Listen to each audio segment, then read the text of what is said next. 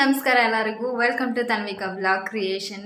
ಮೊದಲನೇದಾಗಿ ಎಲ್ಲರಿಗೂ ಹೊಸ ವರ್ಷದ ಹಾರ್ದಿಕ ಶುಭಾಶಯಗಳು. ಎಲ್ಲರಿಗೂ ಈ ವರ್ಷ ಒಳ್ಳೆಯದಾಗಲಿ, ನಿಮ್ಮ ಕನಸುಗಳು ಏನೇನಿದೆ ಎಲ್ಲನೂ ಕೂಡ ಈಡೇರಲಿ ಅಂತ ವಿಶ್ ಮಾಡ್ತೀನಿ.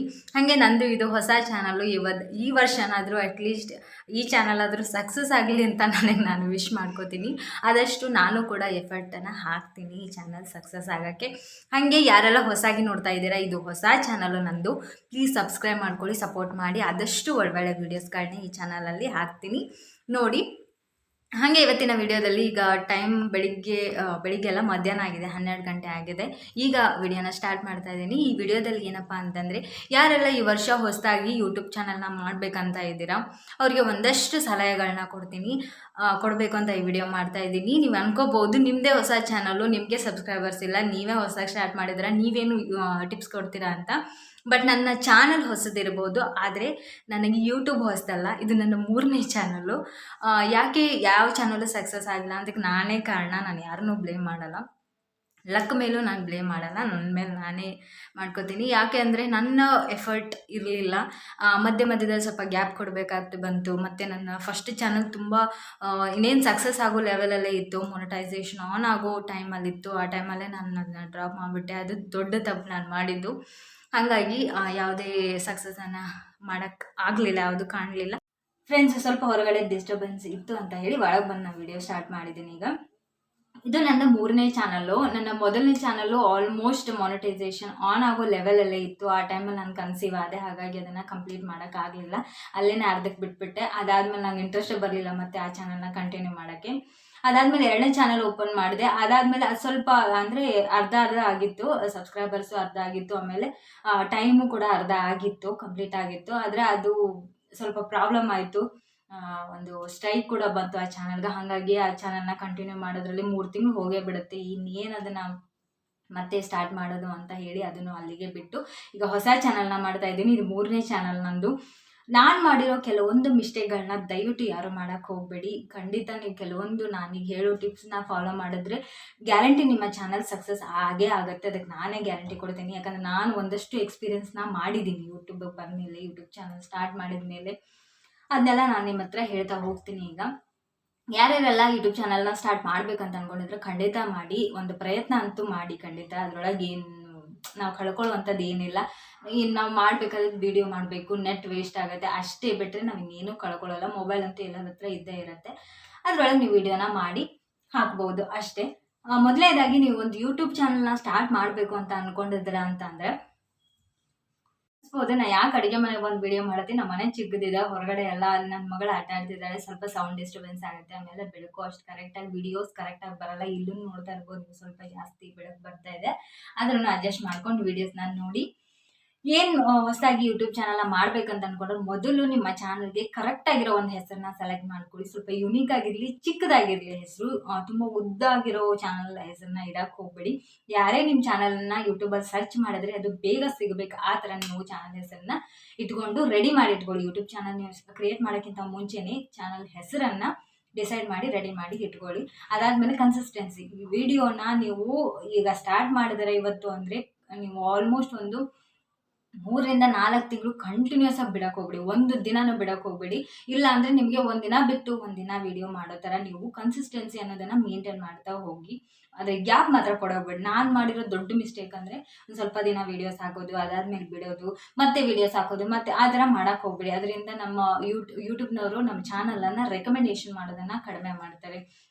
ಅಂದರೆ ನಾವು ಯೂಟ್ಯೂಬಲ್ಲಿ ಎಷ್ಟು ಆ್ಯಕ್ಟಿವ್ ಆಗಿರ್ತೀವಿ ಅಷ್ಟನ್ನು ನಮ್ಮ ಚಾನಲು ಗ್ರೋ ಆಗೋ ಚಾನ್ಸಸ್ ಇರುತ್ತೆ. ಅದನ್ನು ಫಸ್ಟು ನೀವು ಫಾಲೋ ಮಾಡಿ. ಅದಾದಮೇಲೆ ನಿಮ್ಮ ಚಾನಲ್ ಕ್ಯಾಟಗರಿ, ನೀವು ವ್ಲಾಗ್ ಮಾಡ್ತೀರಾ ಇಲ್ಲ ಕುಕ್ಕಿಂಗ್ ಚಾನಲ್ ಮಾಡ್ತೀರಾ, ಅದ್ರ ಮೇಲೆ ಡಿಸೈಡ್ ಮಾಡ್ಕೊಳ್ಳಿ. ಅದರಲ್ಲಿ ಸ್ವಲ್ಪ ಯುನೀಕ್ ಆಗಿರೋ ಕಂಟೆಂಟ್ನ ಹುಡುಕಿ, ಅಂದರೆ ಟ್ರೆಂಡಲ್ಲಿ ಏನು ಹೋಗ್ತಾ ಇದೆ ಅದನ್ನು ಸ್ವಲ್ಪ ಆ್ಯಡಪ್ ಮಾಡಿ ಅದರಲ್ಲಿ ನೀವು ಕಂಟೆಂಟ್ನ ಕ್ರಿಯೇಟ್ ಮಾಡಿ ವಿಡಿಯೋಸ್ನ ಮಾಡಿ. ಅದರಿಂದನೂ ಕೂಡ ನಿಮ್ಮ ಚಾನಲ್ಲು ಸಕ್ಸಸ್ ಆಗುತ್ತೆ. ನನಗೆ ಗೊತ್ತಿರೋ ಮಟ್ಟಿಗೆ ವ್ಲಾಗ್ಸಲ್ಲಿ ಅಂದರೆ ಕಪಲ್ ವ್ಲಾಗ್ಸ್ ಚೆನ್ನಾಗಿ ನಡೀತಿ. ಈಗಿರೋ ಒಂದು ಸದ್ಯಕ್ಕೆ ಎಲ್ಲರೂ ಗಂಡ ಹೆಂಡತಿ ಸೇರಿ ಅಥವಾ ಲವರ್ಸ್ ಎಲ್ಲ ಸೇರಿ ವಿಡಿಯೋಸ್ನ ಮಾಡ್ತಾರಲ್ಲ, ಅದು ಚಲೋ ನಂಗೆ ಹೋಗುತ್ತೆ ಯೂಟ್ಯೂಬಲ್ಲಿ. ಅದನ್ನು ಬಿಟ್ಟು ಜ್ಯುವೆಲ್ರಿ ನೀವು ಏನೇ ವಿಡಿಯೋಸ್ ಮಾಡಿದ್ರು ಅದು ಹೋಗುತ್ತೆ. ಆಮೇಲೆ ದುಡ್ಡನ್ನು ಹೇಗೆ ಸೇವ್ ಮಾಡೋದು ಆ ಥರದ್ದೆಲ್ಲ ಕ್ಯಾಟಗರಿ ನೀವು ವಿಡಿಯೋಸ್ ಮಾಡ್ತಾ ಹೋದರೆ ಅದು ಬೇಗ ಗ್ರಿಪ್ ಸಿಗುತ್ತೆ ಅಂತ ನನ್ನ ಅಭಿಪ್ರಾಯ. ನೋಡೋಣ, ನಾನು ಈಗ ಹೊಸದಾಗಿ ಚಾನಲ್ ಸ್ಟಾರ್ಟ್ ಮಾಡಿದ್ದನ್ನೆಲ್ಲ ನೋಡಬೇಕು, ಇದೆಲ್ಲ ಟ್ರೈ ಮಾಡಿ ನೋಡ್ತೀನಿ.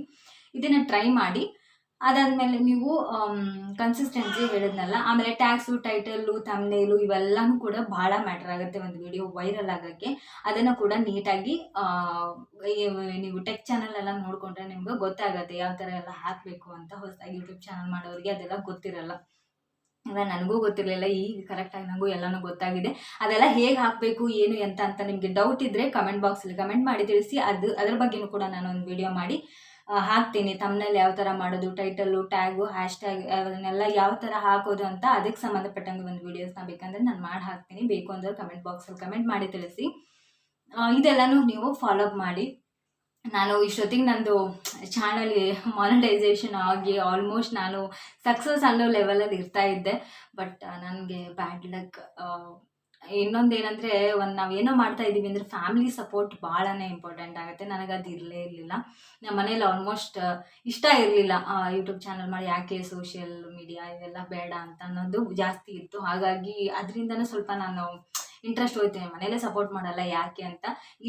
ಈಗ ನಾನು ಯೂಟ್ಯೂಬ್ ಸ್ಟಾರ್ಟ್ ಮಾಡಿದ್ರು ಇದು ನನ್ನ ಓನ್ ಇಂಟ್ರೆಸ್ಟಿಂದನೇ ನಾನು ಯೂಟ್ಯೂಬ್ ಸ್ಟಾರ್ಟ್ ಮಾಡಿದ್ದು, ಬಿಟ್ಟರೆ ಸಪೋರ್ಟ್ ಅಂತ ಯಾರೂ ಇಲ್ಲ. ಅದಕ್ಕೋಸ್ಕರ ಅಂತ ನಿಮ್ಮ ಹತ್ರ ಕೇಳ್ತಾ ಇದ್ದೀನಿ, ದಯವಿಟ್ಟು ವೀಡಿಯೋಸ್ನ ನೋಡಿ ಸಬ್ಸ್ಕ್ರೈಬ್ ಮಾಡ್ಕೊಳ್ಳಿ. ಹೊಸದಾಗಿ ನೋಡೋರು ಒಂದು ಸಬ್ಸ್ಕ್ರೈಬ್ ಮಾಡೋದ್ರಿಂದ ನಾವು ಏನೂ ಕಳ್ಕೊಳ್ಳೋದಿಲ್ಲ. ಒಬ್ಬರು ಹೊಸ ಪ್ರತಿಭೆಗೆ ನಾವೊಂದು ಸಪೋರ್ಟ್ ಮಾಡ್ದಂಗೆ ಆಗುತ್ತೆ ಅಷ್ಟೇ. ಒಂದು ಸಬ್ಸ್ಕ್ರೈಬ್ ಬಟನ್ ಒತ್ತೋದ್ರಿಂದ ನಾವಂತೂ ಏನೂ ಕಳ್ಕೊಳ್ಳೋದಿಲ್ಲ. ಸಪೋರ್ಟ್ ಮಾಡಿ ಹೊಸಬರಿಗೆ. ನಿಮಗೆ ವಿಡಿಯೋ ಇಷ್ಟ ಆದರೆ ವಿಡಿಯೋನ ನೋಡಿ ಆಮೇಲೆ ಅವ್ರಿಗೊಂದು ಕಮೆಂಟ್ ಹಾಕಿದ್ರೆ ಅವ್ರಿಗೆ ಎಷ್ಟು ಹುರುಪು ಬರುತ್ತೆ. ಯಾಕಂದರೆ ತುಂಬ ಜನರಿಗೆ ತುಂಬ ಪ್ರಾಬ್ಲಮ್ ಇರುತ್ತೆ. ಯೂಟ್ಯೂಬಿಗೆ ಬಂದಿದ್ದಾರೆ ಅಂದರೆ ಅವ್ರಿಗೊಂದು ಏನೋ ಆಸೆ ಇರುತ್ತೆ, ಕನಸಿರುತ್ತೆ. ಅವ್ರು ದುಡಿಯೋ ಒಂದು 4 ದುಡ್ಡು ಅವ್ರಿಗೆ ಎಷ್ಟು ಹೆಲ್ಪ್ ಆಗೋ ಚಾನ್ಸಸ್ ಇರುತ್ತೆ. ಇವಾಗ ನಮಗೂ ಕೂಡ ಅದಕ್ಕೋಸ್ಕರ ಅಂತ ಯೂಟ್ಯೂಬ್ ಚಾನಲ್ ಮಾಡಿರ್ತಾರೆ. ಆಮೇಲೆ ಸಬ್ಸ್ಕ್ರೈಬ್ ಆಗಿರೋರು ಅನ್ಸಬ್ಸ್ಕ್ರೈಬ್ ಆಗ್ತೀರಾ. ದಯವಿಟ್ಟು ಆ ಥರ ಮಾಡೋಕ್ಕೆ ಹೋಗಬೇಡಿ. ಯಾಕೆ ನಾವು ಒಂದು ಸಬ್ಸ್ಕ್ರೈಬ್ ಬಟನ್ ಒತ್ತೋದ್ರಿಂದ ನಾವಂತೂ ಏನೂ ಕಳ್ಕೊಳ್ಳೋದಿಲ್ಲ. ಯಾರ್ದಾನ ಇಷ್ಟ ಆಯ್ತಂದ್ರೆ ನನಗಂತೂ ಹೇಳ್ತೀನಿ, ನಾನು ಯಾರಿಗೆ ಸಬ್ಸ್ಕ್ರೈಬ್ ಆದರೂ ಇರ್ತಾರೆ, ಯಾರದೇ ಹೊಸ ಚಾನಲ್ ನೋಡಿದ್ರೆ ನಂಗೆ ವಿಡಿಯೋ ಇಷ್ಟ ಆದರೆ ನಾನು ಇಮಿಡಿಯೇಟಾಗಿ ಸಬ್ಸ್ಕ್ರೈಬ್ ಮಾಡ್ಕೋತೀನಿ. ಆ್ಯಂಡ್ ಯಾವಾಗಲೂ ನೆಕ್ಸ್ಟ್ ಟೈಮ್ ಅವ್ರದ್ದು ವಿಡಿಯೋ ಬಂದರೆ ಡೆಫಿನೆಟಾಗಿ ನಾನು ನೋಡ್ತೀನಿ ಆ ವಿಡಿಯೋನ. ಅದರಿಂದ ನಾವು ಏನೂ ಕಳ್ಕೊಳ್ಳೋಲ್ಲ. ಒಬ್ರು ಯಾರಿಗೂ ಹೆಲ್ಪ್ ಆಗುತ್ತೆ ಅಂದರೆ ಅದರಿಂದ ಅದಕ್ಕಿಂತ ಇನ್ನೊಂದು ದೊಡ್ಡ ಖುಷಿ ಯಾವುದೂ ಇಲ್ಲ ನನ್ನ ಪ್ರಕಾರ. ಆ ಥರ ಸಪೋರ್ಟ್ ಮಾಡಿ. ಯಾರೆಲ್ಲ ಹೊಸದಾಗಿ ಯೂಟ್ಯೂಬ್ ಚಾನಲ್ ಮಾಡಬೇಕು ಅಂತ ಇದ್ದರೆ ಖಂಡಿತ ಇದರಿಂದ ಯಾವುದೂ ಪ್ರಾಬ್ಲಮ್ ಆಗೋಲ್ಲ. ಫಸ್ಟು ನೀವು ಸ್ಟ್ರಾಂಗ್ ಆಗಿದ್ದೀರಾ, ನಿಮ್ಮ ಫ್ಯಾಮಿಲಿ ನಿಮಗೆ ಸಪೋರ್ಟ್ ಆಗಿದೆ ಅಂದರೆ ಡೆಫಿನೆಟ್ಲಿ ನೀವು ಯೂಟ್ಯೂಬ್ನ ಸ್ಟಾರ್ಟ್ ಮಾಡಿ. ಹೊಸ ವರ್ಷಕ್ಕೆ ನಿಮಗೆ ಎಲ್ಲನೂ ಒಳ್ಳೆಯದಾಗಲಿ. ಹಾಗೆ ನನ್ನ ಚಾನಲ್ನ ಯಾರೆಲ್ಲ ನೋಡ್ತಾ ಇದ್ದೀರಾ ಪ್ಲೀಸ್ ಸಬ್ಸ್ಕ್ರೈಬ್ ಮಾಡ್ಕೊಳ್ಳಿ, ಸಪೋರ್ಟ್ ಮಾಡಿ. ಆದಷ್ಟು ಒಳ್ಳೊಳ್ಳೆ ವೀಡಿಯೋಸ್ಗಳನ್ನ ನಾನು ಹಾಕ್ತೀನಿ ನನ್ನ ಚಾನಲಲ್ಲಿ.